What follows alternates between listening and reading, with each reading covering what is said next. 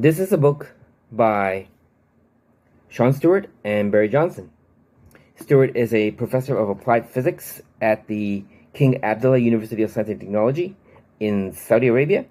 Barry Johnson, is a retired professor of optics and past president of SPIE. And also, he expanded Rudolph Kingslake's Lens Design Fundamentals into a second edition, which won the Joe Goodman Book Writing Award in 2012. So, good book, great book. Johnson's also kind of like my mentor in optical design. So, Barry Johnson sent me this book in sometime last year, and it came with a really nice dedication. It says, "To my friend Runyan Siu, holds curiosity and spirit of innovation, matched by a rare willingness to share freely with others, continue to inspire the optics community." Well, I don't know if I'm inspiring anyone, but I'll take it. I'll take it.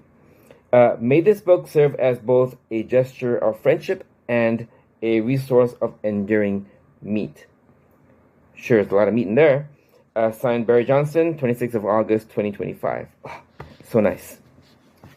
So anyway, you can see bookmarks in here. I've been reading this book off and on, and I'm stuck on chapter 2, which is called Spectral Representations. Okay, what's spectral representation? It's very interesting. That's like, if you want to talk about spectrum of anything, you got to talk about like a graph of spectrum, right? The vertical axis is intensity. Horizontal axis could be some independent variable like wavelength, or even frequency, or even square root of wavelength, or even square root of frequency, or natural log. Actually, depending on what variable you choose in the horizontal axis, you get a different plot, and you can use it for all kinds of analysis, which is really interesting, right? And I didn't know, according to the chapter, I didn't know that in the 1960s, there was even a big discussion between a Harvard University professor and the Optical Society of America. There was a discussion about whether you use frequency as the main unit of choice, or variable of choice for the horizontal axis. That conjured up a memory of mine from my undergraduate days in Rochester, where I was in an introductory class on optics, and the professor was demonstrating refraction, right? So he had a laser emitting red light at 633 nanometers, and so he shone the light through a tank of water, and it refracted, right? And as I was sitting there in class, I looked at it and I was wondering, well, why is the color of the light not changing? Because, wavelength changes in a medium, right? So I raised my hand and asked that question, and the professor said, well, that's easy. It's because you're not in the medium, right?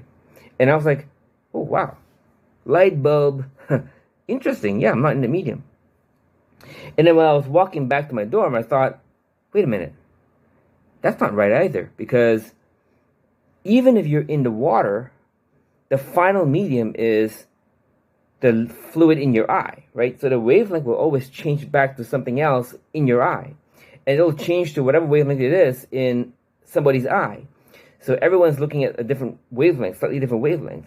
So slightly different color, right? And then it dawned on me that, well, maybe color is not wavelength, it's frequency, because the only thing constant is frequency, right? Wavelength changes, but frequency stays the same. So probably color is frequency. And I think that's kind of like one of the reasons why frequency is argued to be used in the discussion of 1960s. But the book also tells that there are many, many reasons why one would use some other quantity, like square root of the wavelength or natural log of the wavelength, for example, which is really, really fascinating, right? Really good. And I just thought I'd share that piece of information and my experience back in college. And that's it.